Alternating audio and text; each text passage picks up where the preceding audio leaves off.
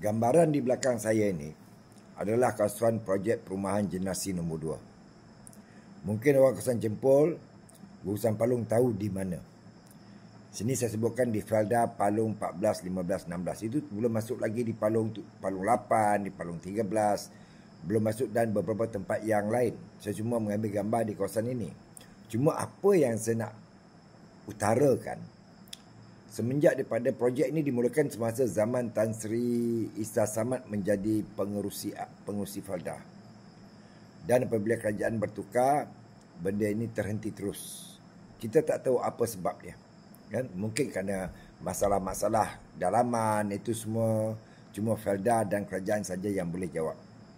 Apa yang saya khawatirkan, kepercayaan generasi nombor 2 kepada Felda semakin terhakis apabila keadaan ini telah menjadi lebih buruk. Ya. Tiada langsung pembelaan untuk bila nak disiapkan kerana anak-anak peroka masing-masing menunggu bila rumah ni nak disiapkan. Ya.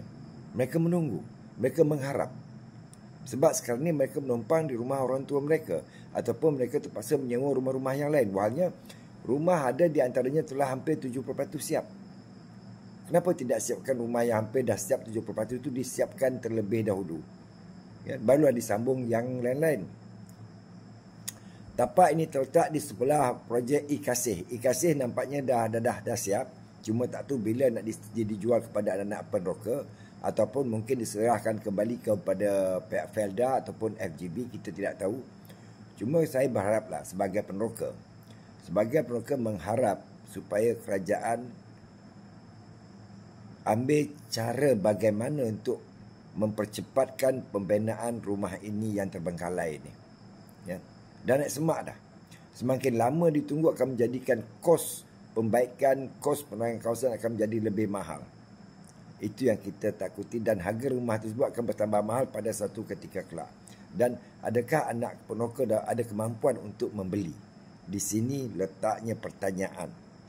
Apabila rumah ini siap, adakah anak peneroka generasi nombor 2 diutamakan yang menoreh getah yang duduk di Felda-Felda?